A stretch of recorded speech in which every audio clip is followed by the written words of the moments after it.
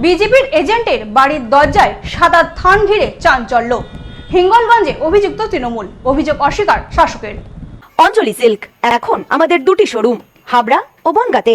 চৈত্র sell উপলক্ষে দুটি শোরুমেই কেনাকাটার উপর রয়েছে 5 to 50% ডিসকাউন্ট। ফোন 7044447885। সাদা থান রহস্য নিশ্চয়ই ভাবছেন ভৌতিক কোনো বিষয় কিনা। তবে ভৌতিক বিষয় না হলেও ভয়ের বিষয় অবশ্যই আছে। সাত সকালে বাড়ি দরজা খুলতেই চক্ষু চড়ক গাছ সকলের। বিজেপি এজেন্টের বাড়ির দরজায় সাদা থান।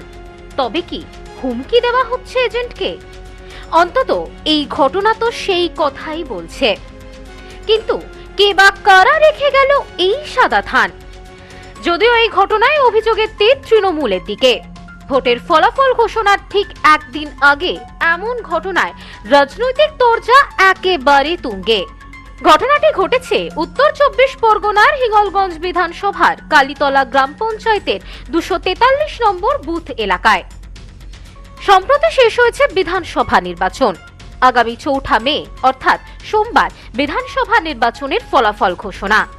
কিন্তু বিধানসভা নির্বাচনের ফলাফল ঘোষণার ঠিক একদিন আগে অবাক করা ঘটনা ঘটল উত্তর 24 পরগনার হিঙ্গলগঞ্জ বিধানসভার কালীতলা গ্রাম পঞ্চায়েতের 253 নম্বর বুথ এলাকায়। অভিযোগ, বিজেপির বুথ এজেন্ট অঙ্কন বৈদ্যের বাড়ির দরজায় রাতের অন্ধকারে কেউ বা কারা রেখে গিয়েছে প্লাস্টিকে মোড়া সাদা থান। আমার ছেলে বিজেপি করে, তারপর পিছনে শত্রুতা করা ছাড়া আমি এই ঘটনাটা আর কিছু মনে করতে পারছি না।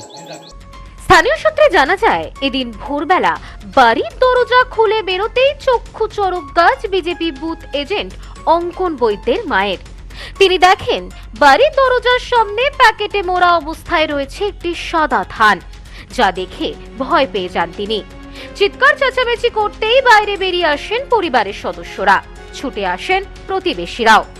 এই বিষয়ে ওই বিজেপি এজেন্টের মা জানান, আমি ভোরবেলা দরজা খুলে বাইরে বেরিয়ে দেখি একটি প্যাকেট পড়ে আছে।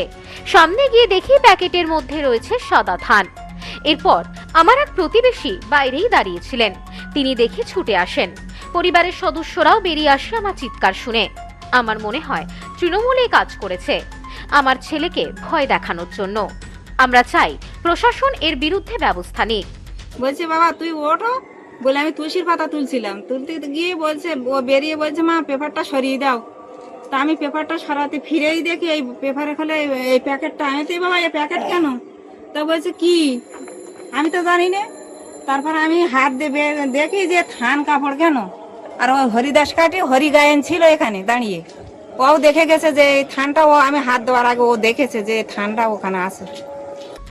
এই ঘটনা সামনে আসতেই বিজেপির অভিযোগ, পরিকল্পনা করে তৃণমূল আশ্রিত দুষ্কৃতীরা এই কাজ করেছে। আমার এটা 243 নম্বর বুথ। এই বুথের পোলিং এজেন্ট হিসেবে কঙ্কন বৈদ্য মহাশয় তিনি এজেন্ট ছিলেন। তাকে ভয় বা সন্ত্রাস সৃষ্টি করার জন্য এবং তার প্রাণনাশের হুমকি দেওয়ার জন্য তৃণমূলের হারমাত বাহিনীরা এই কাজটা করেছে।